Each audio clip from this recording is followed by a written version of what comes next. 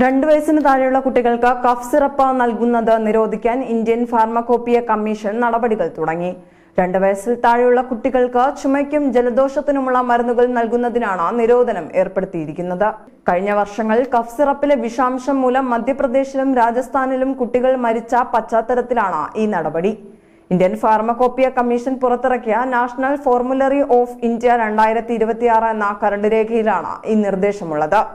5 വയസ്സിൽ താഴെയുള്ള കുട്ടികൾക്ക് കൃത്യമായ ക്ലിനിക്കിൽ പരിശോധനയില്ലാതെ ഇത്തരം മരുന്നുകൾ സാധാരണയായി ശുപാർശ ചെയ്യരുത്. കൂടാതെ ഇനി മുതൽ കഫ് സിറപ്പുകൾ ഡോക്ടറുടെ കുറിപ്പടിയില്ലാതെ വിൽക്കുന്നതിന് കടുത്ത നിയന്ത്രണങ്ങളും ഉണ്ടാകും.